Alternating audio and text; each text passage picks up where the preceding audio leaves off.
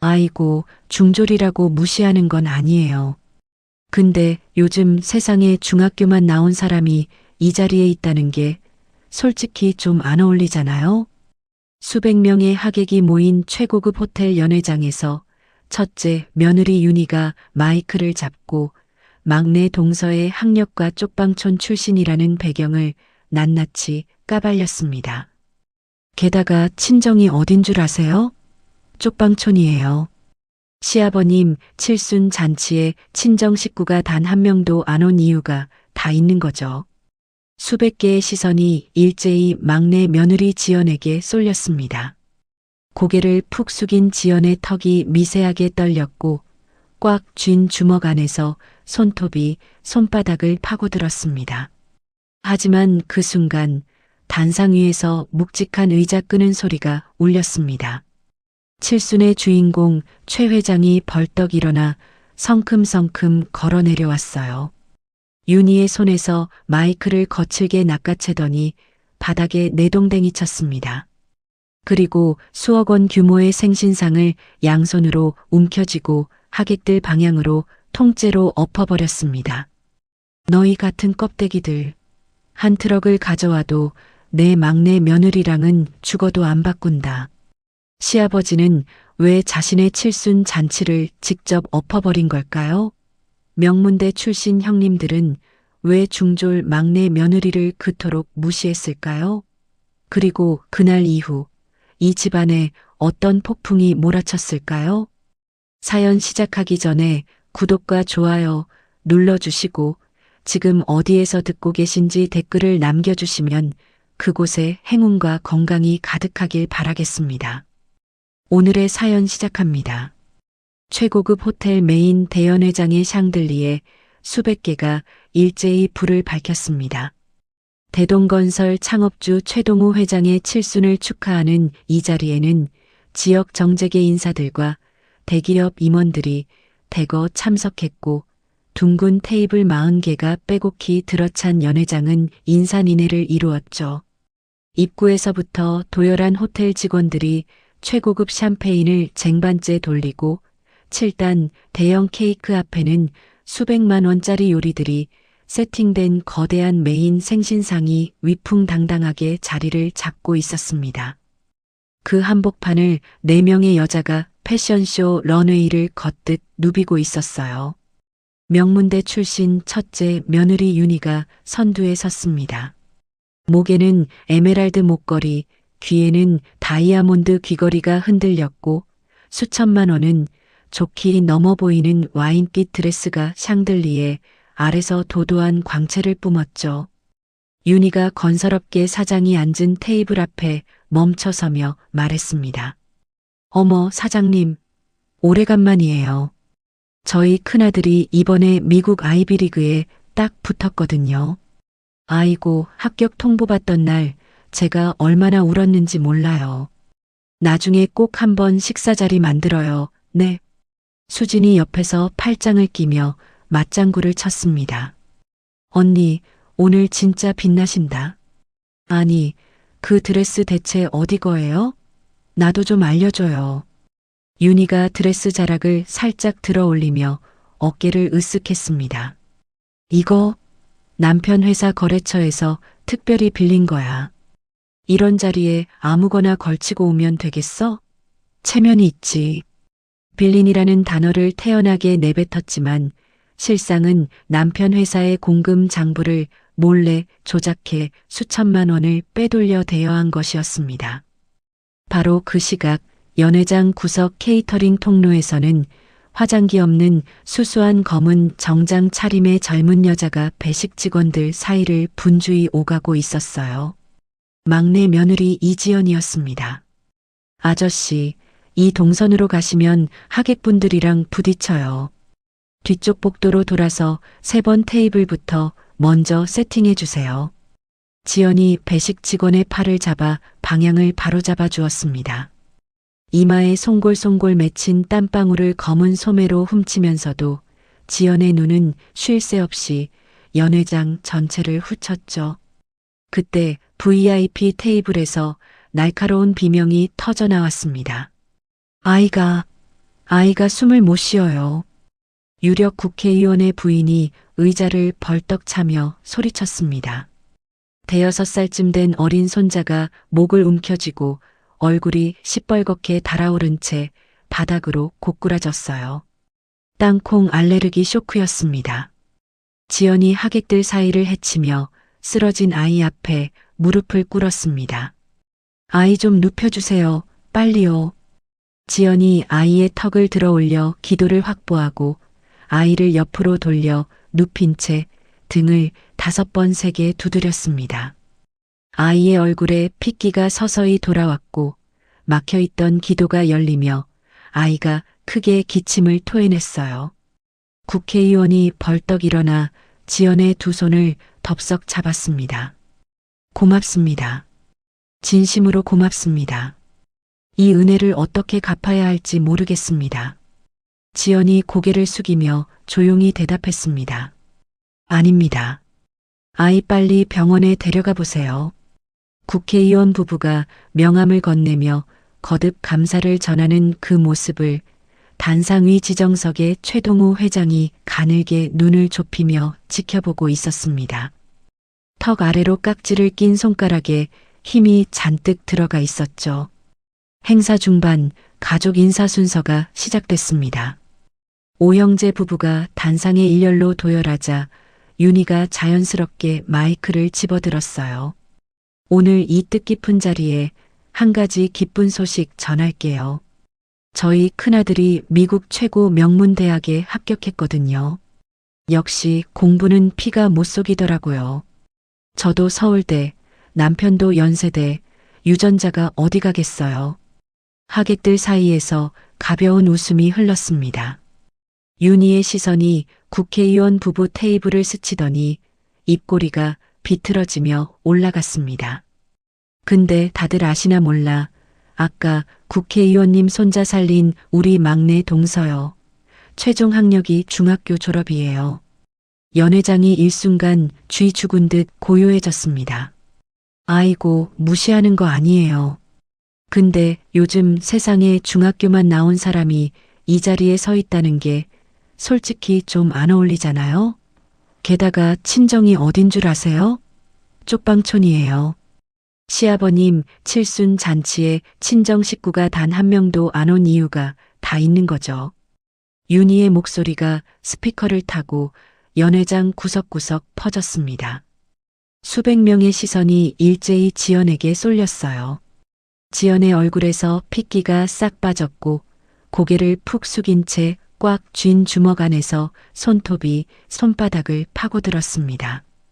형수님, 지금 그게 사람한테 할 소리야.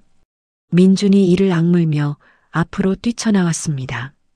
하지만 장남이 민준의 어깨를 한 손으로 눌러 못 박았어요. 야, 막내, 형수가 사실을 말한 건데 뭘 흥분이야. 사실이 그렇게 아파? 둘째와 셋째가 양쪽에서 민준의 팔을 잡아 뒤로 끌어당겼고 넷째가 콧방귀를 뀌며 코웃음을 쳤습니다. 바로 그 순간이었습니다. 단상 위에서 묵직한 의자 끄는 소리가 울렸습니다. 최동호 회장이 굳은 표정으로 일어섰어요. 연회장 전체가 숨을 멈췄습니다. 최 회장이 성큼성큼 걸어내려와 윤희의 손에서 마이크를 거칠게 낚아채 바닥에 내동댕이 쳤습니다. 둔탁한 충격음이 스피커를 타고 연회장을 찢었죠. 최 회장은 곧장 거대한 메인 생신상의 모서리를 양손으로 움켜쥐었습니다. 팔뚝에 굵은 핏줄이 붉어졌어요. 시아버님, 안 돼요. 윤희의 비명은 이미 늦었습니다. 최 회장이 상을 하객들 방향으로 통째로 엎어버렸어요. 크리스털 잔이 산산조각 나며 파편이 사방으로 튀었고 7단 케이크가 바닥에 처참하게 쏟아지며 붉은 카펫 위를 하얀 크림이 뒤덮었습니다. 최 회장의 천둥 같은 고함이 터졌습니다. 너희 같은 껍데기들. 한 트럭을 가져와도 내 막내 며느리랑은 죽어도 안 바꾼다.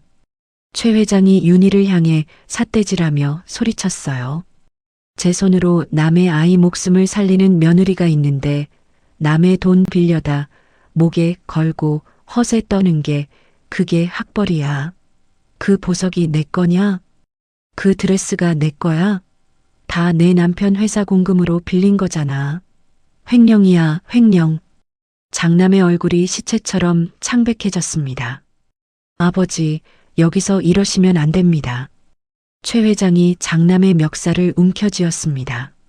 안 되긴 뭐가 안 돼. 내 마누라가 내 며느리를 이 수백 명 앞에서 깔아뭉개는데 내가 가만히 앉아서 박수를 쳐야 되냐? 호텔 경호원들이 달려와 장남 부부의 양팔을 잡았습니다. 윤희가 발버둥을 치며 악을 썼어요. 놓으라고요. 시아버님, 이건 너무하잖아요. 와인빛 드레스 자락이 깨진 유리 파편 위를 질질 끌렸고 에메랄드 목걸이가 바닥에 떨어져 나뒹굴었습니다. 장남 부부가 연회장 밖으로 끌려나가는 동안 수백 명의 하객은 숨소리조차 죽였습니다. 깨진 유리와 으깨진 케이크가 뒤범벅된 바닥 위로 최 회장의 구두 소리만 또각또각 울렸어요. 최 회장이 고개를 숙인 채 떨고 있는 지연에게 다가가 어깨를 두 팔로 감싸 안았습니다. 지연아, 고개 들어. 숙일 거 하나도 없어. 지연의 눈에서 참고 참았던 눈물이 뚝 떨어졌습니다. 최 회장이 지연과 민준의 손을 하나씩 잡아 단상 중앙으로 이끌었어요. 수백 명의 하객들 앞에 검은 정장 차림의 막내 부부만이 단상 한가운데 나란히 섰습니다. 최 회장이 하객들을 향해 낮지만 단단한 목소리로 입을 열었습니다. 오늘 내 칠순날 내가 가장 자랑스러운 건 바로 이 식구입니다. 최 회장의 거친 손이 지연의 어깨를 다독였습니다. 엉망이 된 칠순 잔치로부터 며칠이 지난 제삿날 새벽 4시 본가 주방에 형광등 하나만 켜져 있었습니다. 지연이 홀로 커다란 도마 앞에 서서 수십 인분의 식자재를 다듬고 있었어요. 칼이 물을 두드리는 둔탁한 소리만이 고요한 새벽 공기를 갈랐습니다. 지연이 팔뚝으로 이마에 땀을 훔치며 펄펄 끓는 기름솥 앞으로 몸을 돌렸습니다. 동태전, 육전, 녹두전을 한 장 한 장 뒤집는 지연의 손놀림은 거침이 없었죠. 종갓집 규모의 시조부모 제사라 상에 올릴 음식만 20가지가 넘었습니다. 기름이 튀어 손등에 붉은 점이 찍힐 때마다 지연은 입술을 꾹 깨물었어요. 20살 어린 나이에 이 집에 시집와서 처음 맞은 제삿날이 떠올랐습니다. 그날도 이 주방이었습니다. 갓 시집온 20살 지연이 떨리는 손으로 전을 부치고 있었어요. 형님들은 거실 소파에 나란히 앉아 와인잔을 기울이며 영어로 대화를 나누고 있었죠. 지연아, 김장 배추 아직 멀었어? 올해 500포기인데 내일까지 다 끝내야 돼. 윤희가 거실에서 소리쳤습니다. 네, 형님. 지금 전 부치고 바로 할게요. 아유, 대답은 빠르네. 손이 좀 빨랐으면 좋겠다. 수진이 와인잔을 돌리며 킬킬 웃었고 셋째와 넷째 며느리가 따라 웃었습니다. 그해 겨울 지연은 사흘 밤낮을 꼬박 세워 500포기 김장을 혼자 끝냈어요. 손가락 마디가 갈라져 피가 배어 나왔지만 반창고 하나 붙여줄 사람이 없었습니다. 저택 대청소도 명절 장보기도 어른들 병원 수행도 전부 지연의 몫이었죠. 형님들은 단 한 번도 주방에 들어온 적이 없었습니다. 10년이 넘도록 그랬어요. 펄펄 끓는 기름 앞에서 과거의 기억을 떨쳐내듯 지연이 고개를 세차게 저었습니다. 마지막 전을 건져 올리고 나물 5가지를 묻혀 접시에 담아내자 동쪽 창문 너머로 새벽빛이 희미하게 번지기 시작했어요. 그런데 바로 그때 현관 도어락에서 삐소리가 울렸습니다. 가족들이 모두 잠든 시각이었습니다. 지연이 국자를 내려놓고 고개를 돌렸어요. 현관에서 누군가 신발을 벗는 소리가 아주 조심스럽게 들렸습니다. 칠순 잔치에서 쫓겨난 뒤 횡령금을 메꾸느라 궁지에 몰린 첫째 며느리 윤희였습니다. 윤희가 검은 모자를 푹 눌러 쓴 채 어둠 속에서 복도를 따라 최 회장의 서재로 미끄러지듯 들어갔어요. 윤희의 손이 서재 금고의 다이얼을 돌렸습니다. 손끝이 미세하게 떨렸지만 입술을 질끈 깨물며 번호를 맞춰 나갔죠. 찰칵 금고 문이 열렸습니다. 윤희가 금고 안을 뒤져 당장 현금화할 수는 없지만 담보 가치가 수십억에 달하는 종산 땅 문서와 인감도장을 꺼내 검은 가방에 쑤셔 넣었습니다. 윤희의 눈이 탐욕으로 번들거렸어요. 이것만 있으면 돼. 이것만 있으면 다 해결된다. 윤희가 가방 지퍼를 잠그며 중얼거렸습니다. 서재 문을 열고 복도로 빠져나오는 순간이었어요. 형님? 지연이 과일 바구니를 들고 창고 쪽에서 걸어오다 윤희와 정면으로 마주쳤습니다. 지연의 시선이 윤희의 부자연스럽게 불룩한 검은 가방으로 향했어요. 형님, 이 시간에 여기서 뭐 하세요? 그 가방에 뭐가 들어있어요? 지연이 한 발 앞으로 다가서며 물었습니다. 윤희의 눈동자가 흔들렸어요. 이게 무슨 상관이야? 비켜. 형님, 그거 서재에서 가져온 거죠? 보여주세요. 지연이 윤희의 앞을 막아섰습니다. 윤희의 얼굴이 일그러졌어요. 인연이 감히 형님한테 길을 막아? 윤희가 지연의 뺨을 세게 후려쳤습니다. 찰싹 소리가 새벽 복도에 쩌렁하게 울렸어요. 지연이 비틀거렸지만 쓰러지지 않았습니다. 지연이 뺨을 감싸 쥔 채 윤희의 가방 끈을 움켜잡았어요. 이건 이 중졸려나. 윤희가 지연의 머리채를 잡아 흔들었고 지연은 이를 악물며 가방을 놓지 않았습니다. 두 사람이 복도에서 뒤엉켜 넘어지며 거친 몸싸움이 벌어졌어요. 과일 바구니가 쓰러지며 사과와 배가 바닥을 대굴대굴 굴렀습니다. 대체 무슨 소리야? 소란에 잠이 깬 최동호 회장이 잠옷 차림으로 거실에 나타났습니다. 최 회장의 시선이 바닥에 엎어진 윤희의 가방에서 쏟아져 나온 종산 땅 문서와 인감도장에 꽂혔어요. 최 회장의 얼굴이 순식간에 돌처럼 굳었습니다. 이게 뭐야? 최 회장이 바닥에 흩어진 서류를 집어들었습니다. 종산 땅 문서를 확인하는 최 회장의 손이 부들부들 떨렸어요. 윤희, 네가 감히 우리 집안 선산 문서를 훔쳐? 최 회장의 목소리가 낮게 깔렸습니다. 그 낮은 목소리가 칠순 잔치날의 고함보다 훨씬 무서웠어요. 윤희가 바닥에 주저앉은 채 두 손을 내저었습니다. 시아버님, 이건 오해예요. 잠깐 빌려가려고 한 거지 훔치려던 게 아니에요. 빌려? 새벽 4시에 몰래 숨어 들어와서 금고를 털어놓고 빌려간다고? 최 회장이 윤희의 머리채를 잡아 현관문 쪽으로 끌고 갔습니다. 윤희가 발버둥을 치며 울부짖었어요. 시아버님, 한 번만 봐주세요. 제발요. 닥쳐. 다시는 이 문턱을 넘지 마라. 최 회장이 윤희를 현관문 밖으로 내동댕이 쳤습니다. 쿵, 윤희의 몸이 현관 앞 시멘트 바닥에 나뒹굴었어요. 최 회장이 부엌에서 굵은 소금 한 줌을 가져와 현관 밖으로 사정없이 뿌려버렸습니다. 동이 트고 제사 시간이 되자 상황을 모르는 둘째부터 넷째 며느리 부부들이 본가 거실로 속속 도착했습니다.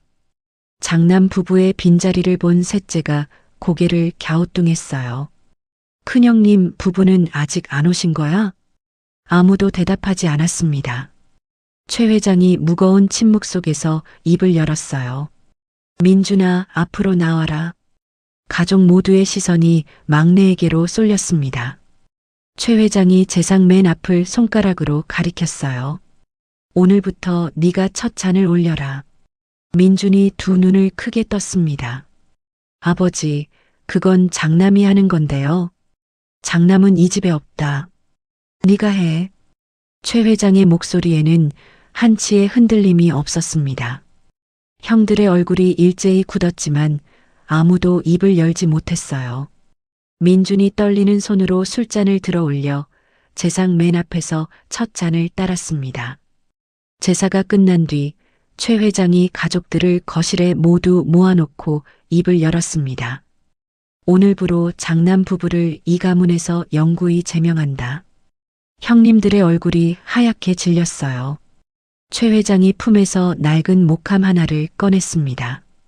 윤희가 훔치려 했던 종산의 땅 문서와 가문의 대소사 장부가 든 목함이었죠. 최 회장이 지연의 앞으로 걸어가 그 목함을 두 손으로 공손히 내밀었습니다. 지연아, 이건 이 집안의 모든 실권이다. 오늘부터 네가 이 집안의 안주인이야. 지연의 두 눈이 크게 떨렸습니다. 아버님, 이건 제가 받을 수 없어요. 저는 막내인데요.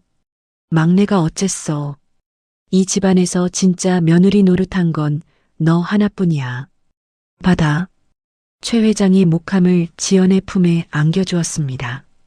당장 현금화할 수 있는 돈은 아니었지만 집안의 모든 실권과 안주인의 자격을 뜻하는 징표가 막내에게 넘어간 것이었어요.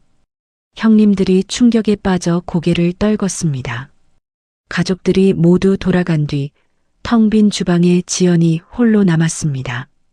새벽부터 만든 제사 음식의 기름 냄새가 아직 가시지 않은 주방 한 구석에서 지연이 낡은 장부와 땅 문서를 무릎 위에 올려놓고 손끝으로 천천히 어루만졌어요. 10년 넘게 이 부엌에서 혼자 전을 부치고 혼자 김장을 담그고 혼자 설거지를 했던 수만 개의 새벽이 손끝을 타고 올라왔습니다. 지연의 턱이 떨리기 시작했습니다. 꾹 참고 또 참았던 것이 한꺼번에 밀려왔어요.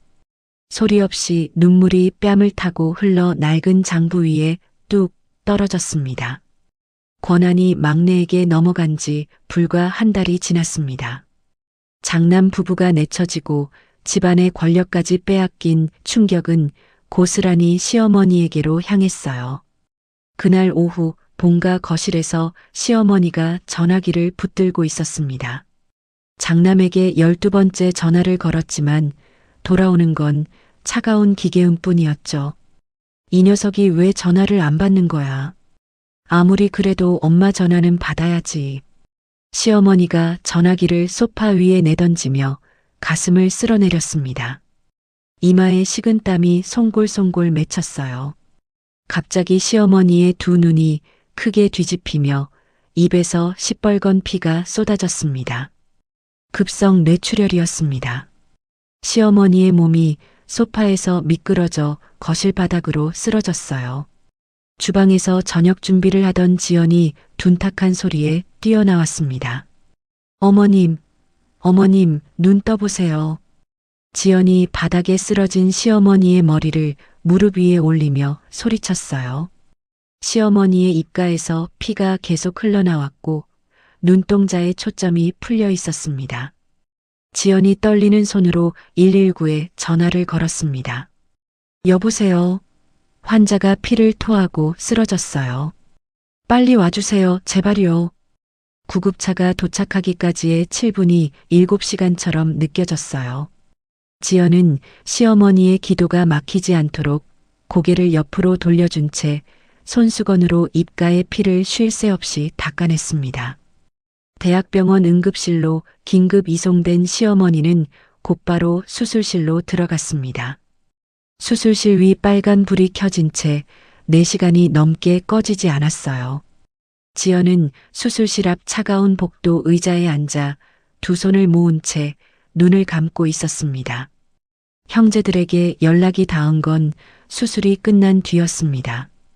응급실 복도에 둘째부터 넷째까지 형제 부부들이 불려왔어요. 의사가 복도로 나와 가족들 앞에서 입을 열었습니다. 출혈 부위는 잡았지만 오른쪽 전신 마비가 왔습니다. 최소 6개월은 24시간 밀착 간병이 필요합니다. 셋째 며느리가 먼저 손사래를 쳤어요. 아이고, 저는 다음 주부터 남편이랑 해외 출장이라서요.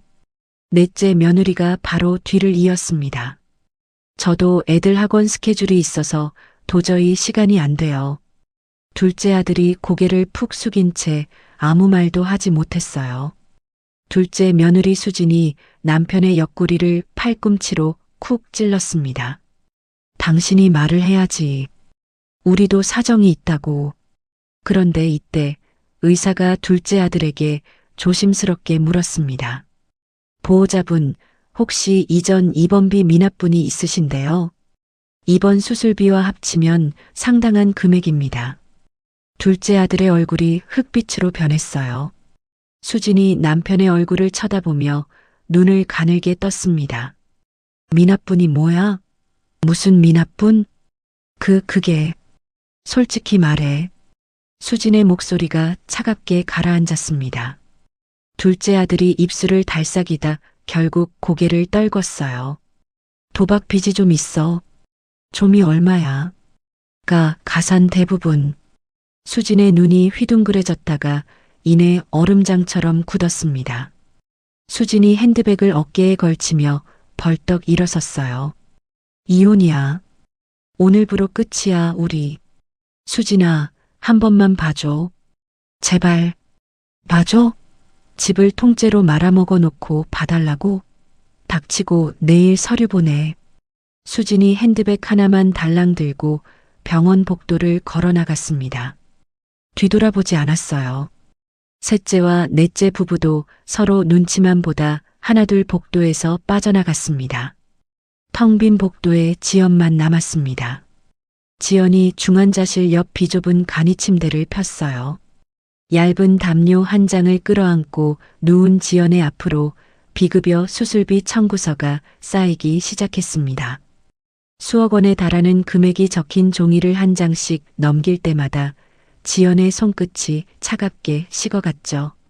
그로부터 며칠이 지난 어느 오후 지연이 병원을 지키고 있던 사이 본가에서 끔찍한 일이 벌어졌습니다. 검은 정장을 입은 사내 대여섯 명이 전기톱을 들고 본가 대문 앞에 나타났어요. 전기톱의 날이 쇠문을 갈아대는 굉음이 골목 전체를 뒤흔들었습니다. 대문이 박살나며 사내들이 거실로 우르르 밀고 들어왔죠.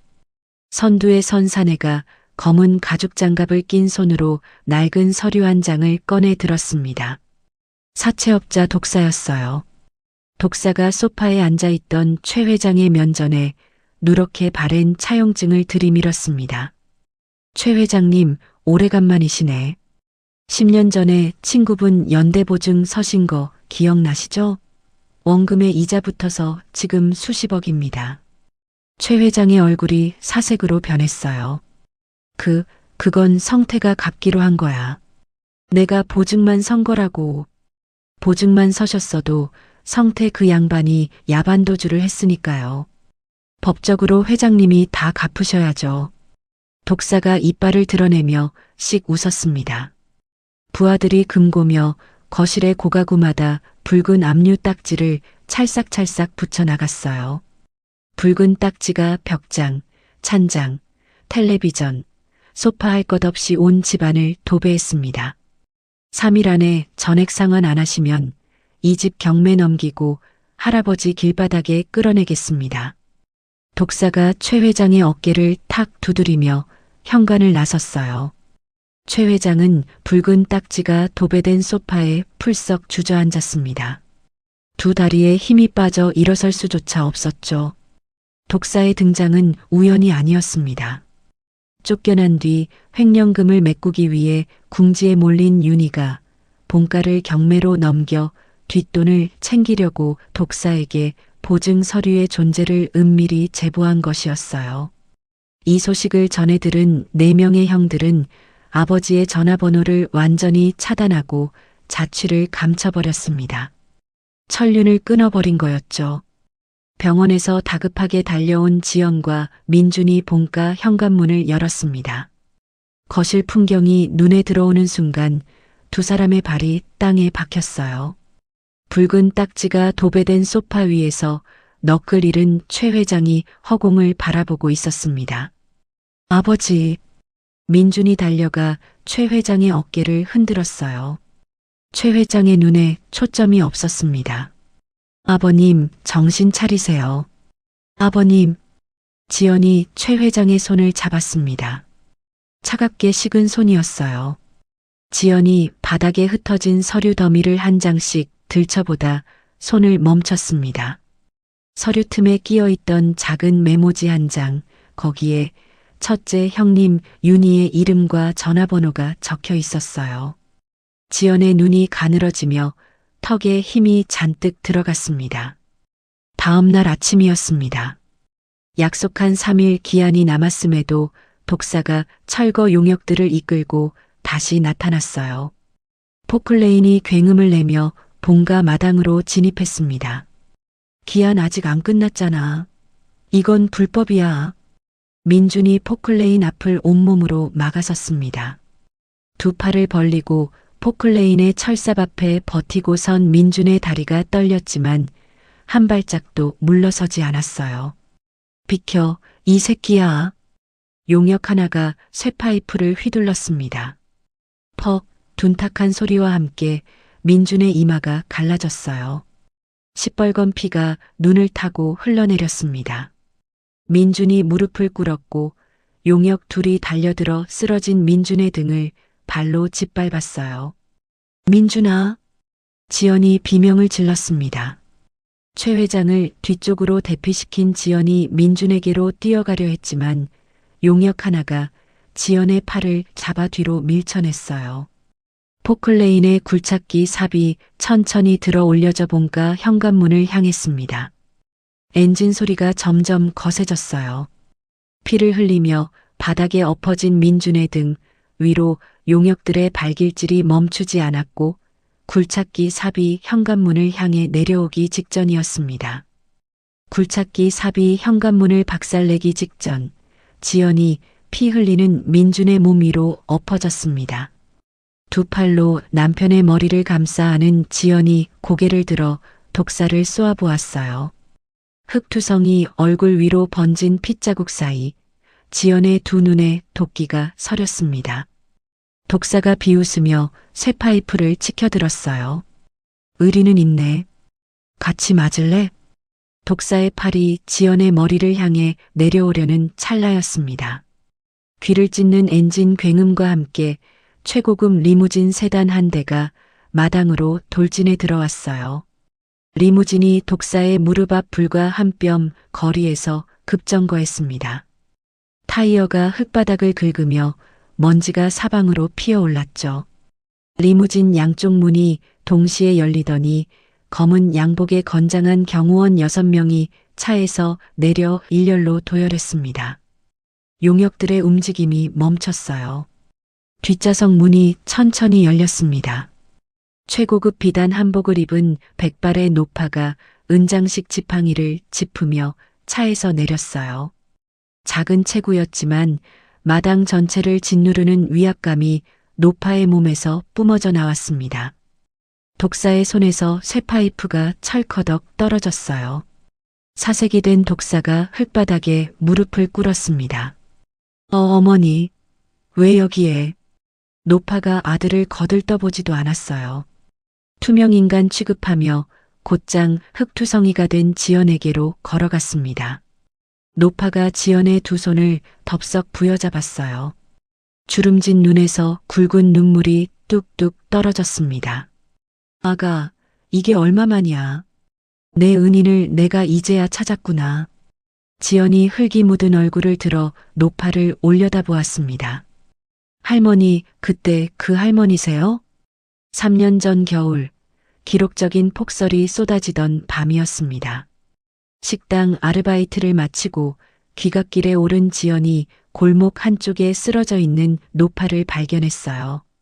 노파의 입술이 시퍼렇게 질려 있었고 숨이 가늘게 끊어지고 있었습니다. 심근경색이었죠. 지연이 노파를 등에 업고 눈길을 띄었습니다. 운동화가 눈에 빠져 벗겨졌지만 멈추지 않았어요. 병원 응급실에 도착한 지연은 수술비가 없는 노파를 위해 자신의 통장에 남아있던 전 재산을 꺼내 수술비를 결제했습니다. 그날 지연의 통장 잔고는 0원이 됐어요. 노파가 수술 후 깨어났을 때 지연은 이미 병원을 떠난 뒤였습니다. 이름도 연락처도 남기지 않았죠. 지역 지하 경제의 절대적인 큰손으로 불리는 노파는 그날부터 3년간 자신의 생명을 구해준 젊은 여자를 찾아 헤맸습니다. 노파가 지연의 흑투성이 손을 꼭 쥔 채 고개를 돌렸어요. 무릎 꿇은 독사를 내려다보는 노파의 눈에서 눈물이 싹 거치고 차가운 분노가 올라왔습니다. 네가 내 은인의 집을 박살내고 있었어? 어머니, 그게 아니라 사업상 채권이. 독사가 말을 끝내기도 전에 노파가 들고 있던 은장식 지팡이를 휘둘렀어요. 퍽 지팡이가 독사의 앞면을 사정없이 후려쳤습니다. 독사의 코에서 피가 터져 나왔어요. 사업? 내 어미 목숨 살려준 은인한테 칼을 들이대는 게 사업이야? 노파가 다시 지팡이를 치켜들었습니다. 독사가 두 손으로 얼굴을 감싸쥐며 흙바닥에 이마를 박았어요. 잘못했습니다, 어머니. 제발. 보증 서류 원본 당장 가져와. 지금 당장. 독사가 벌벌 떨며 부하에게 손짓했어요. 부하가 차에서 서류 봉투를 가져와 노파 앞에 두 손으로 바쳤습니다. 노파가 봉투에서 수십억짜리 차용증 원본을 꺼냈어요. 노파가 호주머니에서 라이터를 꺼내 차용증 모서리에 불을 붙였습니다. 주황빛 불꽃이 종이를 타고 올라갔어요. 수십억 원의 빚이 재가 되어 바람에 흩날렸습니다. 지연이 그 광경을 멍하니 바라보았죠. 자, 이제 불 꺼 다 불었으니 입 열어. 이 집에 너를 보낸 게 누구야? 노파가 독사의 턱을 지팡이로 들어올리며 물었습니다. 장남 부부요. 첫째 며느리 윤이라는 여자가 보증 서류가 있다고 제보했습니다. 독사가 울먹이며 자백했어요. 노파의 입꼬리가 차갑게 내려갔습니다. 노파가 품에서 전화기를 꺼내 어딘가에 전화를 걸었습니다. 나야. 대동건설 장남 부부 회사 있지. 어음 결제 전부 막아. 그리고 그쪽으로 흘러가는 돈줄이란 돈줄은 오늘부로 다 얼려버려. 전화를 끄는 노파가 독사를 다시 내려다보았어요. 딱지 떼고 꺼져. 내 눈앞에서 당장. 독사가 부하들에게 악을 썼습니다. 딱지 다 떼. 빨리. 부하들이 기겁하며 집 안으로 뛰어들어가 벽장, 찬장, 소파에 붙어있던 붉은 딱지를 미친 듯이 뜯어냈어요. 용역들은 포클레인을 후진시키며 도망치듯 철수했습니다. 박살난 마당에 다시 쥐죽은 듯한 정적이 내려앉았어요. 노파가 지연의 팔을 부축해 일으켜 세우며 말했습니다.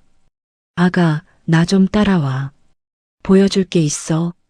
노파의 리무진에 오른 지연은 시장 중심부의 3층짜리 낡은 상가 앞에서 내렸습니다. 이 건물은 윤희가 매입하려다 자금 부족으로 실패했던 알짜배기 매물이었어요. 노파가 건물 열쇠를 지연의 손에 쥐어주었습니다. 1층 전체를 줄 테니까 보증금도 없고 월세도 없어. 네가 오랫동안 꿈꿨던 식당, 여기서 마음껏 해봐. 지연의 입술이 파르르 떨렸어요. 할머니, 이건 너무 큰 거예요. 저는 그날 당연한 일을 한 것뿐인데. 당연한 일? 전 재산 털어서 모르는 노인네 수술비 내주는 게 당연한 거야? 세상에 그런 당연한 일 할 수 있는 사람이 몇이나 된다고. 노파가 지연의 두 손을 꽉 쥐며 눈시울을 붉혔습니다. 아가야, 이건 내가 3년 동안 갚고 싶었던 은혜야. 받아줘. 지연의 눈에서 눈물이 쏟아졌어요. 뒤따라온 최 회장이 상가 앞에서 그 모습을 지켜보고 있었습니다. 구박하던 막내 며느리가 베푼 과거의 선행이 집안 전체를 구했다는 사실에 최 회장의 두 무릎이 꺾였어요. 지연아. 최 회장이 지연 앞에서 무릎을 꿇으려 했습니다. 아버님, 이러시면 안 돼요, 안 돼요. 지연이 기겁하며 최 회장의 팔을 잡아 일으켜 세웠어요. 최 회장의 주름진 눈에서 뜨거운 눈물이 흘러내렸습니다. 미안하다, 지연아. 이 집안이 너한테 해준 게 뭐가 있다고. 너는 맨날 받기만 하는구나. 아버님, 그런 말씀 마세요. 저는 이 집 며느리잖아요. 가족이 서로 돕는 건 당연한 거예요. 지연이 최 회장의 거친 손을 두 손으로 감싸 쥐었습니다. 10년 넘게 쌓였던 응어리가 두 사람의 눈물과 함께 씻겨 내려갔어요. 이기적인 내 형제와의 호적을 완전히 정리한 최 회장과 지연, 민준 세 사람은 새롭게 리모델링될 상가 건물 앞에 나란히 섰습니다. 민준이 이마에 붕대를 매만지며 지연의 어깨를 끌어안았어요. 당신이 있어서 이 집안이 아직 서 있는 거야. 지연이 남편의 가슴에 이마를 묻으며 조용히 고개를 끄덕였습니다.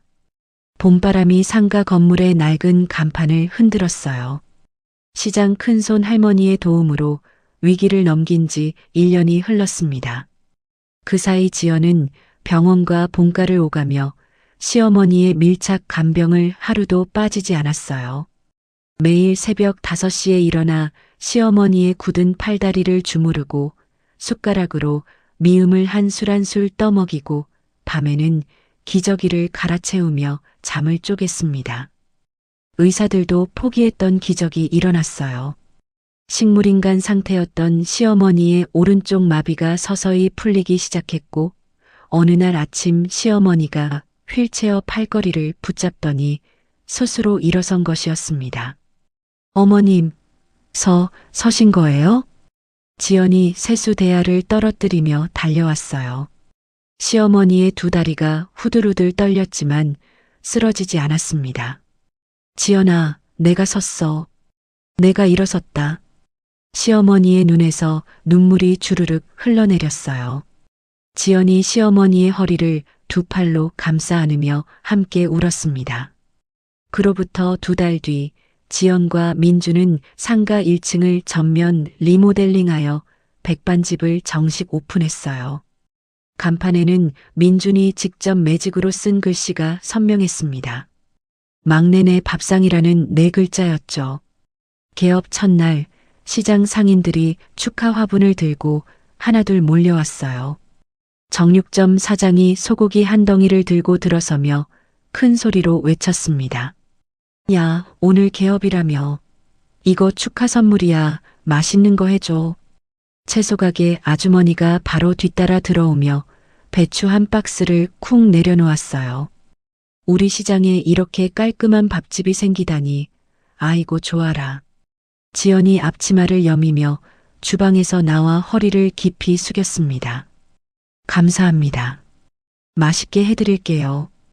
오늘은 전부 제가 쏩니다. 상인들이 환호성을 질렀어요. 대기업 창업주의 권위를 모두 내려놓은 최 회장이 식당 앞마당에 가니 의자를 놓고 앉아 지나가는 사람들에게 손을 흔들었습니다. 여기요, 여기.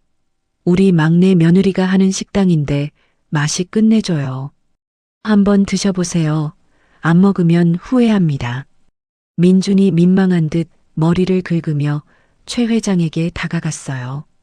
아버지, 좀 창피하니까 그만하세요. 창피하긴 뭐가 창피해.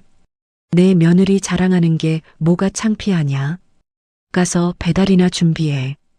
최 회장이 손을 내저으며 다시 행인들에게 목청을 높였습니다. 지연이 주방 안에서 그 모습을 보며 피식 웃음을 흘렸어요. 10년 넘게 까다로운 대가족의 제사 음식을 도맡았던 지연의 깊은 손맛은 개업 일주일 만에 시장 상인들의 입맛을 완벽하게 사로잡았습니다. 점심시간이면 식당 앞에 줄이 늘어섰고 저녁에는 빈자리가 없어 돌아가는 손님도 생겼죠. 그러던 어느 추운 저녁이었습니다. 마감 준비를 하던 지연이 쓰레기 봉투를 들고 뒷골목으로 나갔어요. 쓰레기통 옆에 누군가 쪼그리고 앉아 있었습니다. 너덜너덜한 외투에 헝클어진 머리카락, 때가 낀 손으로 버려진 도시락, 뚜껑을 긁고 있었죠. 지연이 한 발 다가서다 멈춰섰어요. 그 남루한 행색의 여자가 고개를 들었습니다. 수진 형님? 둘째 며느리 수진이었습니다. 이혼당하고 길거리로 나앉은 뒤 한 달 넘게 노숙을 하고 있었던 거예요. 수진의 광대뼈가 튀어나올 만큼 볼이 쑥 들어가 있었고 갈라진 입술 사이로 거친 숨이 새어나왔습니다. 지연아, 나 좀 보지 마. 제발 그냥 가. 수진이 얼굴을 두 손으로 가리며 고개를 돌렸어요. 지연은 아무 말 없이 수진의 팔을 잡아 일으켰습니다. 형님, 안으로 들어가요. 내가 무슨 낯짝으로. 너한테 무슨 짓을 했는데. 형님, 그건 됐으니까 일단 들어가요. 밥부터 먹어요. 지연이 수진을 식당 안가장 따뜻한 자리에 앉혔어요. 주방으로 들어간 지연이 뚝배기에 소고기 국밥을 가득 담아 나왔습니다. 하얀 김이 모락모락 피어오르는 국밥을 수진 앞에 놓았어요. 수진이 숟가락을 집어들었습니다. 손이 심하게 떨렸어요. 국물을 한술 떠서 입에 넣는 순간 수진의 눈에서 눈물이 쏟아졌습니다. 지연아, 미안해. 내가 정말 미안해. 수진이 숟가락을 쥔 채 식탁에 이마를 박으며 오열했어요. 내가 너한테 얼마나 못되게 굴었는데. 부엌에 들어가 본 적도 없으면서 네가 해놓은 음식 맛없다고 타박이나 하고 형수 자격도 없는 년이 어떻게 여기 앉아서 네가 끓인 국밥을 먹냐? 지연이 수진의 등을 토닥이며 조용히 말했습니다. 형님, 다 지난 일이에요. 밥 다 먹고 나서 형님만 괜찮으면 여기서 같이 일해요. 홀 서빙할 사람이 필요했거든요. 수진이 고개를 들어 지연을 바라보았어요. 믿을 수 없다는 표정이었습니다. 너 진심이야? 진심이에요. 형님, 우리 다시 시작하면 안 돼요? 수진이 두 손으로 얼굴을 감싸쥐며 한참을 울었습니다. 식당이 자리를 잡아가던 어느 점심시간이었어요. 모자를 푹 눌러 쓴 여자가 식당 구석 자리에 앉았습니다. 윤이었죠. 자금줄이 막혀 단칸방으로 쫓겨난 윤희는 식당의 성공 소식에 이를 갈며 악랄한 계획을 세워 온 것이었어요. 윤희가 주머니에서 비닐봉지를 꺼냈습니다. 안에는 죽은 바퀴벌레 3마리가 들어 있었어요. 윤희의 눈이 음흉하게 빛났습니다. 이것만 밥에 넣으면 이 식당은 끝이야. 윤희가 고개를 숙인 채 비닐봉지를 밥그릇 위로 가져간 바로 그 순간이었습니다. 잠깐만요. 지금 뭐 하시는 거예요? 옆 테이블에서 벌떡 일어선 남자가 소리쳤어요.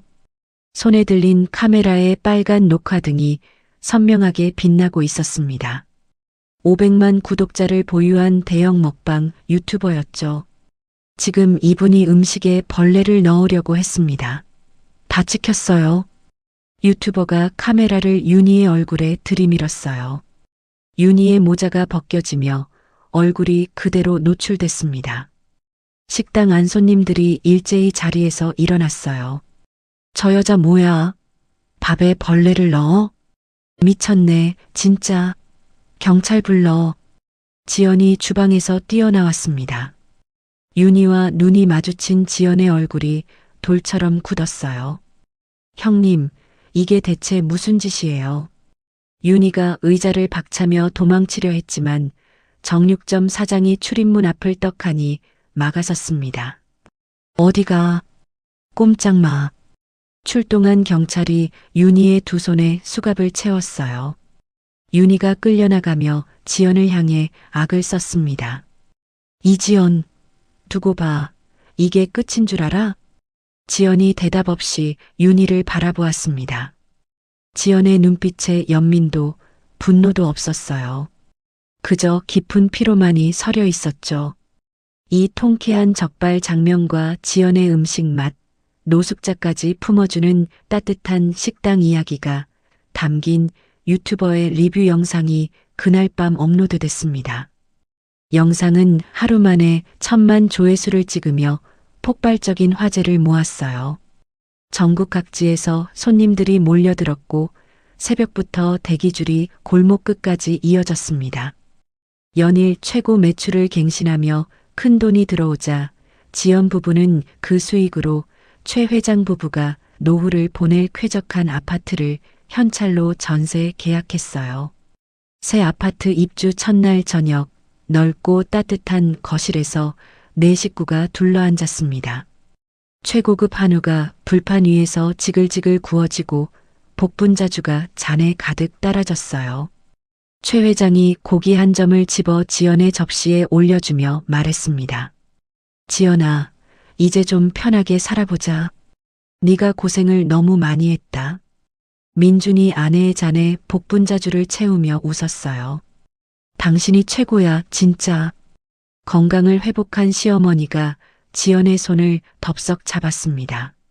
주름지고 거칠어진 지연의 두 손을 한참 들여다보던 시어머니의 눈에 눈물이 고였어요.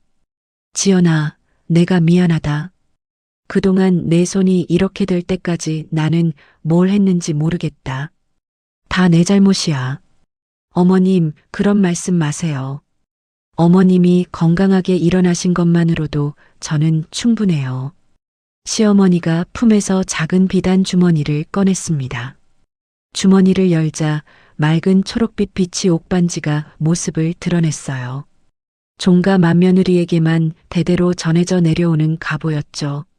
시어머니가 지연의 왼손을 들어 올려 약지의 비치 옥반지를 직접 끼워 주었습니다.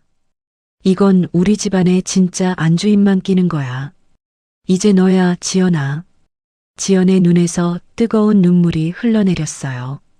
불판 위 고기가 타는 줄도 모르고 네 식구는 서로의 손을 꽉 잡은 채 한참을 울었습니다. 모든 것이 안정되고 식당이 승승장구하던 어느 금요일 저녁, 바깥에는 장대비가 쏟아지고 있었습니다. 민준이 주방 뒷문으로 들어서며 앞치마를 벗었어요. 여보, 오늘 직원들 다 일찍 보내. 다들 피곤해 죽겠다는 얼굴이야. 지연이 국솥을 저으며 고개를 돌렸습니다. 당신은? 내일 배달은 어쩔 건데? 건설 현장 100인분 도시락 내가 직접 갖다 줄게. 비가 오니까 다들 보내고 나 혼자 가면 돼. 이 비에 혼자 가게? 위험하니까 내일 아침에 가. 민준이 지연의 이마에 묻은 땀을 엄지로 훔치며 웃었어요. 새벽 6시까지 가져다 달라잖아. 미리 갖다 놓고 와야 마음이 편하지. 걱정 마, 금방 다녀올게.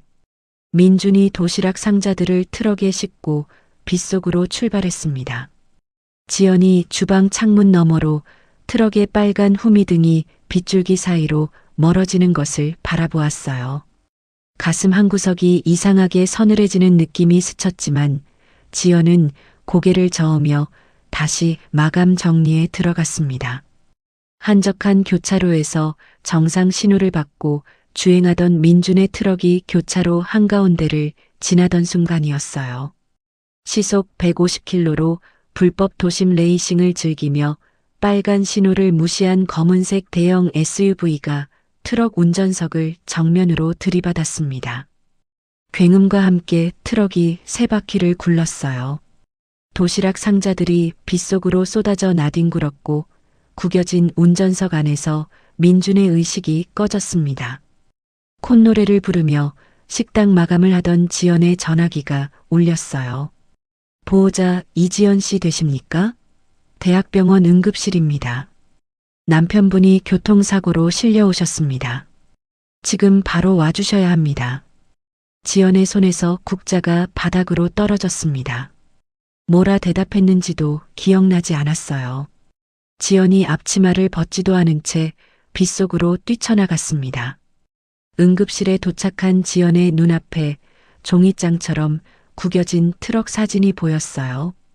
절단기로 겨우 구출된 민주는 두개골이 깨지고 장기 여러 곳이 터져 수혈 팩 수십 개를 단 채 곧바로 수술실로 들어갔습니다. 수술실 위 빨간 불이 켜졌어요. 지연이 수술실 앞 복도 의자에 주저앉았습니다. 비에 젖은 머리카락이 이마에 달라붙었고 앞치마에서 된장국 냄새가 났어요. 지연의 두 손이 무릎 위에서 사시나무처럼 떨렸습니다. 6시간 뒤 수술실 문이 열렸어요. 의사가 마스크를 내리며 나왔습니다. 출혈은 잡았지만 뇌 손상이 심합니다. 현재 뇌사 상태이고 깨어날 가능성은 매우 낮습니다. 지연의 입에서 소리가 나오지 않았어요. 복도 벽에 등을 기댄 채 천천히 바닥으로 미끄러져 내렸습니다. 그런데 이때 가해자의 신원이 밝혀졌습니다. 만취 상태로 운전한 가해자는 연회장에 참석했던 현직 유력 3선 국회의원의 아들이었어요. 국회의원 측은 즉각 대형 로펌 변호사 군단을 선임하며 사고 은폐에 착수했습니다. 주변 상가들의 CCTV가 하나둘 사라지기 시작했어요. 국회의원의 보좌관이 교차로 인근 가게들을 돌며 현금이 든 봉투를 건넸죠. 그날 밤에는 아무것도 못 보셨죠? 여기 성의입니다. 목격자들이 입을 다물었습니다. 국회의원 측은 오히려 민준이 무리하게 꼬리물기를 하여 사고를 유발했다는 허위 진술서를 만들어냈어요. 지연이 합의를 거부하며 항의하자 국회의원은 국세청 인맥을 동원했습니다. 지연의 식당 법인 계좌와 개인 계좌 전체에 대한 세무조사가 벌어졌어요. 모든 자금줄이 한꺼번에 동결됐습니다. 보험금 지급마저 보류된 상태에서 계좌가 막히자 수억 원에 달하는 비급여, 수술비를 당장 현금으로 내야 하는 지연은 극심한 자금 압박에 시달렸어요. 지연이 뜬 눈으로 새벽마다 식당 문을 열었지만 국회의원 측이 고용한 용역 깡패들이 매일 식당 앞을 막아서며 손님들을 쫓아냈습니다. 아줌마, 오늘도 장사 접어. 안 그러면 가게 문짝이 날아간다. 용역이 팔짱을 끼고 출입문 앞에 떡하니 서서 씩 웃었어요. 손님들이 발걸음을 돌렸고 식당은 텅텅 비었습니다. 영업이 완전히 마비된 것이었죠. 그때 중환자실 복도에 낯익은 뒤통수가 나타났습니다. 집행유예로 풀려난 첫째 며느리 윤이었어요. 윤희가 값비싼 코트 깃을 세우고 지연 앞에 턱 서더니 갈색 서류 봉투를 내밀었습니다. 지연아, 나 이제 적으러 온 거 아니야. 도와주러 왔어. 형님이 나를 도와주러 왔다고요? 지연이 서류 봉투를 내려다보며 눈을 가늘게 떴어요. 여기 당장 병원비에 쓸 수 있는 현금 줄 데가 있어. 대신 상가 권리금을 넘기면 돼. 여기 합의서 있으니까 도장만 찍으면 돼. 지연이 서류를 펼쳐보았습니다. 상가 권리금이 시세의 10분의 1도 안 되는 헐값이었고 넘기는 대상은 국회의원의 페이퍼 컴퍼니였어요. 지연의 손이 파르르 떨렸습니다. 형님, 이게 도와주러 온 거예요? 국회의원 돈 받고 브로커 짓하러 온 거잖아요. 지연의 목소리가 낮게 깔렸어요. 윤희의 눈동자가 흔들렸습니다. 브로커가 아니라 현실을 얘기해 주는 거야. 남편은 깨어날 가능성이 없고 병원비는 쌓이고 계좌는 막혔잖아. 다른 방법이 있어? 지연이 합의서를 양손으로 움켜쥐었어요. 종이가 찢어지는 소리가 조용한 병실에 날카롭게 울렸습니다. 지연이 찢어진 합의서를 윤희의 얼굴에 집어던졌어요. 나가요. 다시는 이 병실에 얼씬거리지 마요. 윤희의 얼굴이 일그러졌습니다. 이지연, 후회할 줄 알아. 그 고집이 남편 숨통을 끊을 거야. 윤희가 코트 자락을 휘날리며 병실을 나갔어요. 텅 빈 복도에 지연 혼자 남았습니다. 차가운 병원 바닥에 주저앉은 지연이 무릎에 이마를 묻었어요. 수억 원의 병원비, 막힌 계좌, 죽어가는 남편, 무너진 식당. 막대한 권력 앞에 철저히 무력해진 자신이 한없이 작게 느껴졌습니다. 지연의 어깨가 들썩이며 소리 없는 울음이 터져 나왔어요. 다음 날 오전이었습니다. 국회의원 측의 에이스 변호사가 경호원 2명을 대동하고 막내네 밥상으로 찾아왔어요. 변호사가 테이블 위에 수표 한 장을 집어 던졌습니다. 모멸적인 금액인 건 나도 알아요. 하지만 현실적으로 이게 최선이에요. 24시간 안에 이 쌍방 과실 합의서에 도장 안 찍으면 병원에 압력 넣어서 남편분 산소호흡기 뗍니다. 지연의 얼굴에서 핏기가 싹 빠졌어요. 그건 사람 목숨을 가지고 협박하는 거잖아요. 협박이 아니라 통보예요. 24시간입니다. 변호사가 볼펜을 합의서 위에 올려놓고 일어섰어요. 경호원들이 문 앞에 서서 팔짱을 꼈습니다. 텅 빈 식당 안 차가운 금속 테이블 위에 합의서와 볼펜이 놓여 있었습니다. 지연이 천천히 볼펜을 집어들었어요. 펜을 쥔 손이 파르르 떨렸습니다. 벽에 걸린 시계의 초침 소리만이 텅 빈 식당 안에 째깍째깍 울려 퍼졌습니다. 합의서 위에 떨리는 손으로 볼펜을 가져가던 바로 그 찰나 식당 유리문이 박살 날 듯 벌컥 열렸습니다. 거기 도장 찍지 마. 정육점 사장의 우렁찬 목소리가 식당 안을 가득 채웠어요. 정육점 사장을 필두로 채소가게 아주머니, 생선가게 사장, 떡집 아주머니까지 수십 명의 시장 상인들이 식당 안으로 우르르 밀고 들어왔습니다. 경호원 2명이 팔을 벌려 막아서려 했지만 정육점 사장이 떡 벌어진 어깨로 경호원을 밀쳐냈어요. 비켜, 이 양반아. 상인들이 변호사를 빙 둘러쌌습니다. 변호사가 의자에서 벌떡 일어서며 뒷걸음질 쳤어요. 뭐 하는 사람들이야. 여긴 관계자 외 출입 금지입니다. 채소가게 아주머니가 품에 안고 있던 비닐봉지를 변호사의 면상을 향해 집어 던졌습니다. 봉지가 터지며 10,000원짜리, 50,000원짜리 지폐 다발이 테이블 위로 쏟아졌어요. 관계자가 바로 우리야, 이 사람아. 민준이 수술비는 우리가 전부 현찰로 낼 테니까 그 더러운 합의서 집어치워. 정육점 사장이 삿대질하며 소리쳤습니다. 뒤따라 들어온 상인들이 저마다 비닐봉지, 종이봉투, 과자 상자에 담아온 현금 뭉치를 변호사 앞에 거침없이 쏟아부었어요. 이거 우리 생선가게 한 달 매출이야. 가져가.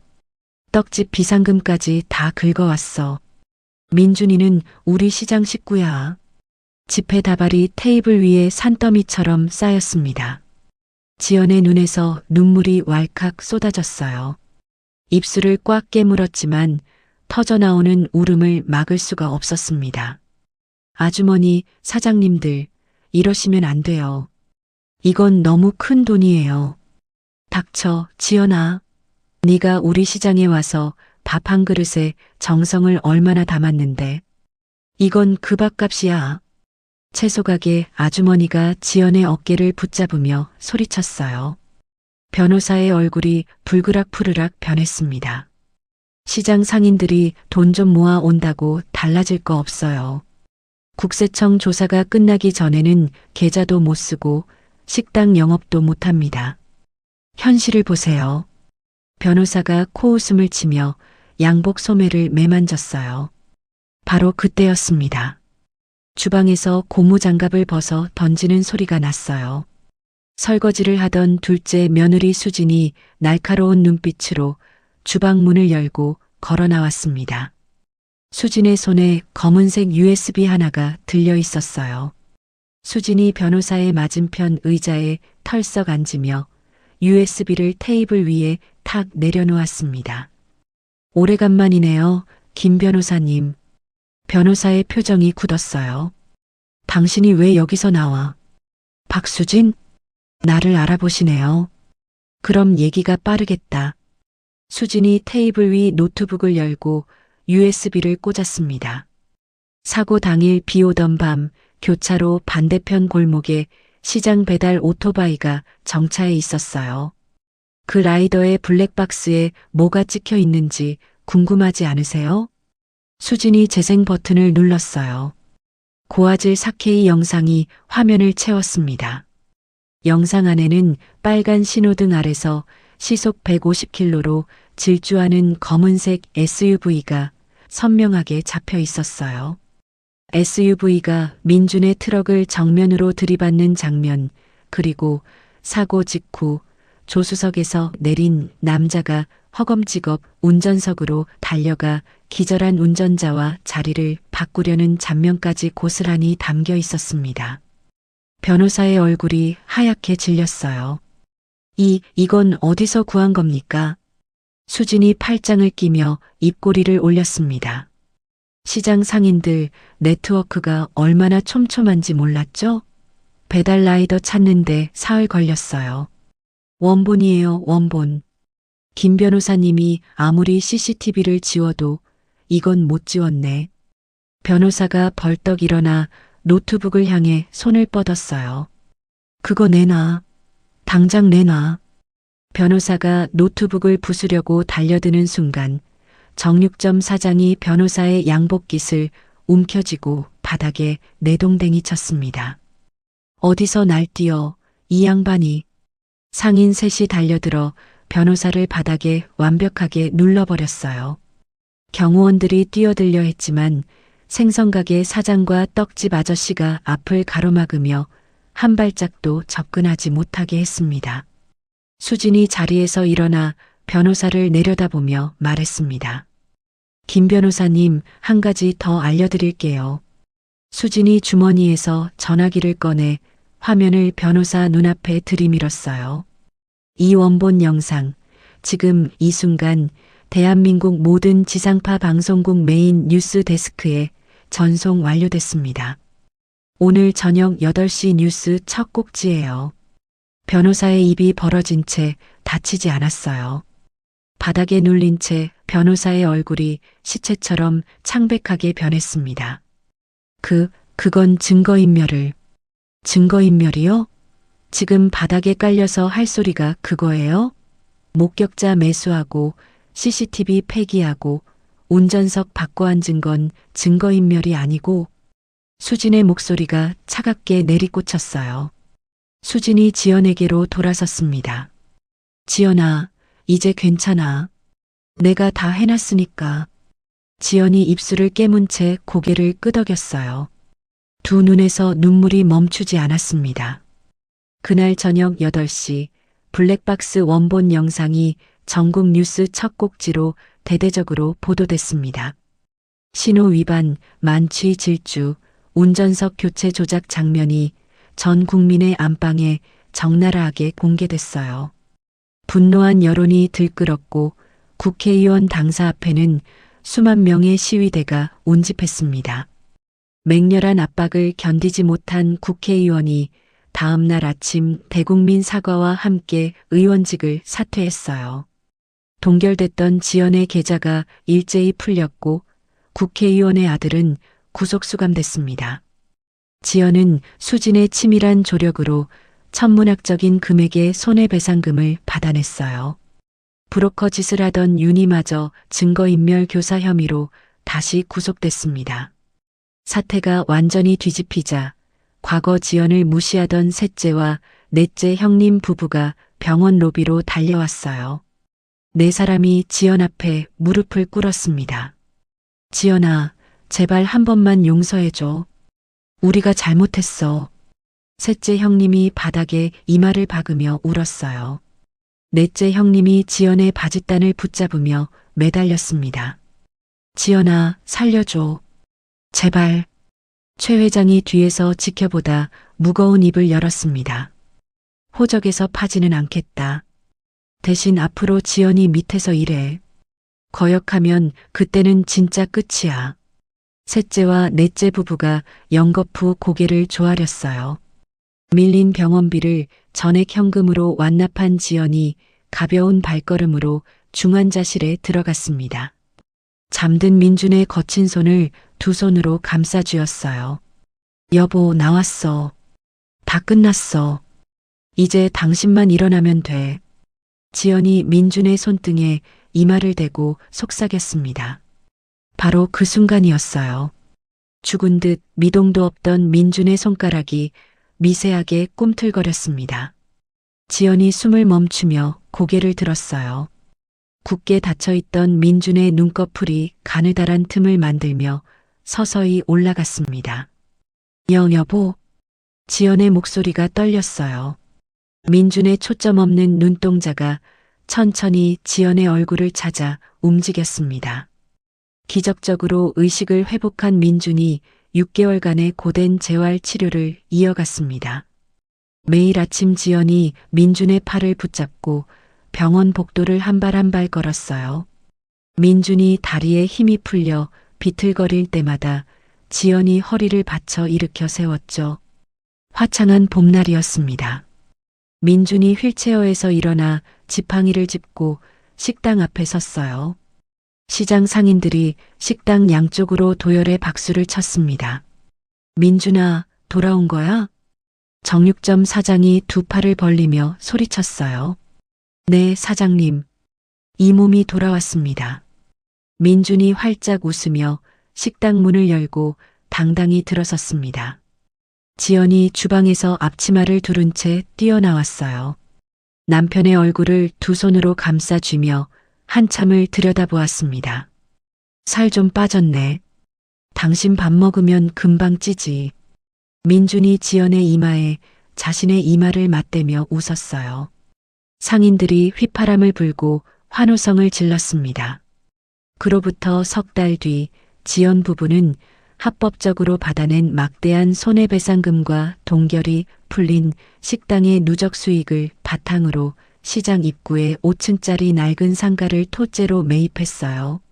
낡은 건물이 철거되고 그 자리에 최신식 10층 통유리 건물이 올라갔습니다. 건물 꼭대기에 막내 F&B라는 거대한 간판이 걸렸어요. 전국구 외식 프랜차이즈 본사 사옥이었죠. 콧대 높던 셋째 형님은 프랜차이즈 본사의 말단 주방 보조로 들어왔습니다. 매일 아침 새벽 5시에 출근해 식자재를 다듬고 설거지통 앞에 서서 그릇을 닦았어요. 넷째 형님은 식자재 창고 관리 직원으로 배치됐죠. 영하의 냉동 창고를 오가며 무거운 박스를 나르는 것이 넷째 형님의 일이었습니다. 법무총괄 이사가 된 수진이 매주 월요일 아침 회의에서 셋째와 넷째의 근무 태도를 낱낱이 점검했어요. 셋째, 지난주 금요일 퇴근 시간 30분 일찍 나갔던데. 다음에 한 번 더 그러면 심할서야. 네, 이사님. 죄송합니다. 셋째 형님이 고개를 푹 숙였습니다. 과거 와인잔을 기울이며 지연에게 김장을 시키던 모습은 어디에도 없었어요. 신사옥 오픈 당일 최동호 회장이 최고층 연회장에 정재계 주요 인사들을 다시 불러 모았습니다. 칠순 잔치를 떠올리게 하는 거대한 가족 연회였어요. 하지만 분위기는 그때와 완전히 달랐습니다. 단상 중앙에 선 사람은 화려한 드레스를 입은 형님이 아니라 깔끔한 검은 정장을 입은 지연이었어요. 최 회장이 수백 명의 귀빈 앞에서 마이크를 잡았습니다. 오늘 이 자리에서 공식적으로 알립니다. 우리 가문의 모든 실권과 막내 F&B의 100% 지분 소유주는 대표이사 이지연입니다. 최 회장이 지연의 손을 높이 들어 올렸어요. 연 회장이 박수 소리로 가득 찼습니다. 지연이 고개를 숙여 인사하는 순간 왼손 약지의 비치 옥반지가 샹들리에 아래서 초록빛으로 빛났어요. 그로부터 10년의 세월이 흘렀습니다. 막내 F&B는 전국에 수백 개의 가맹점을 둔 외식업계의 탄탄한 중견 기업으로 성장했어요. 시어머니는 지연의 극진한 봉양 속에서 여왕처럼 호강하며 여생을 보냈습니다. 어느 가을 오후 안방 침대에 누운 시어머니가 곁에 앉은 지연의 볼을 쓰다듬었어요. 지연아. 네, 어머님. 내 진정한 딸이 되어줘서 고맙다. 시어머니의 손이 지연의 볼 위에서 천천히 힘을 잃었어요. 지연이 그 손을 두 손으로 꽉 쥐었지만 시어머니는 평화로운 미소를 머금은 채 눈을 감았습니다. 시어머니의 3년상을 마친 뒤 거동이 불편해진 최 회장이 지연을 불렀습니다. 지연아, 금고 안에 편지 하나 넣어뒀다.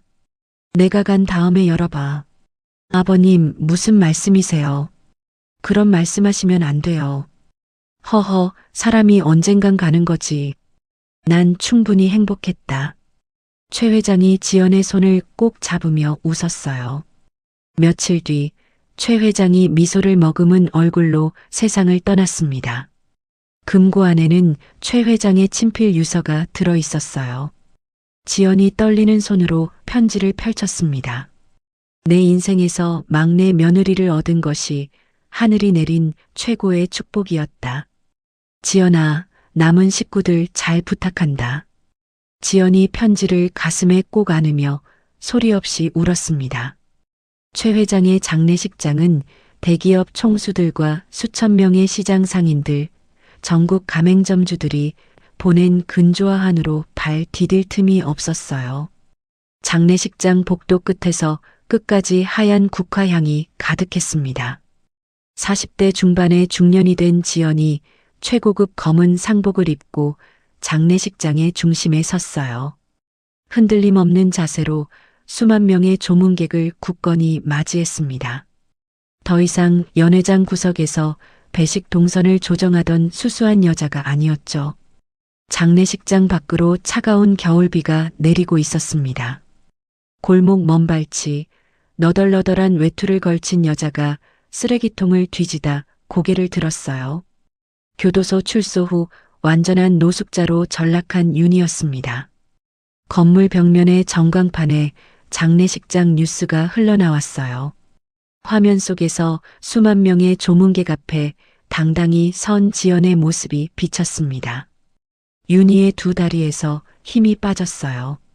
자신이 오만함으로 걷어차 버린 거대한 영광과 지금 쓰레기통을 뒤지는 자신의 꼴이 겹쳐졌습니다.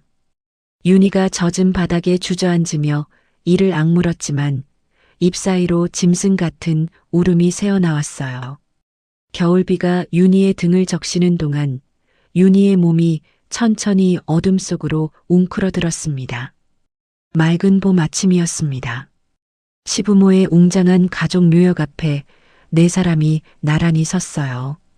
반듯하게 자란 두 아이와 건강을 되찾은 민준, 그리고 지연이었습니다. 지연이 묘비 앞에 무릎을 꿇고 비석을 손끝으로 천천히 어루만졌어요. 왼손 약지의 비치 옥반지가 봄 햇살을 받아 맑은 초록빛을 머금었습니다. 아버님, 어머님, 잘 지내고 계시죠? 저 약속 지키고 있어요. 식구들 잘 챙기고 있으니까 걱정 마세요. 민준이 지연의 어깨를 감싸 안았어요. 두 아이가 부모의 양옆에 바짝 붙어 섰습니다. 봄바람이 묘역의 잔디를 부드럽게 흔들었어요. 내 식구의 얼굴 위로 세상에서 가장 평화롭고 환한 웃음이 번졌습니다. 오늘 이야기의 주인공 지연은 중학교 졸업이라는 학력과 가난한 집안 배경 때문에 10년 넘게 형님들의 멸시를 견뎌야 했습니다. 명절마다 혼자 수백 포기 김장을 담그고 새벽마다 홀로 제사 음식을 준비하면서도 단 한 번의 불평 없이 묵묵히 자리를 지켰어요. 세상은 가끔 학벌과 겉모습으로 사람의 가치를 매기려 합니다. 하지만 지연은 보여주었습니다. 폭설 속에서 모르는 노인을 업고 뛰었던 따뜻한 마음, 쓰러진 아이 앞에서 망설이지 않았던 용기, 자신을 무시하던 형님마저 품어주었던 넓은 가슴. 그것이 어떤 학벌보다, 어떤 명함보다 강한 진짜 힘이라는 것을요. 좋은 사람에게는 반드시 좋은 일이 찾아옵니다. 당장 오늘은 아무도 알아주지 않더라도 내가 베푼 따뜻한 한마디와 진심 어린 손길은 절대 사라지지 않습니다. 언젠가 반드시 나를 살리는 빛이 되어 돌아온다는 것을 오늘 이야기가 보여주었습니다. 여러분도 혹시 지금 누군가에게 무시당하고 있거나 힘든 시간을 보내고 계신가요? 포기하지 마세요. 지연이 그랬던 것처럼 묵묵히 자기 자리를 지키는 사람이 결국 가장 높은 자리에 서게 됩니다. 오늘 이야기가 마음에 드셨다면 좋아요와 구독 부탁드립니다. 댓글로 여러분의 이야기도 들려주세요. 항상 건강하시고 오늘 하루도 따뜻한 일만 가득하시길 기원하겠습니다. 감사합니다.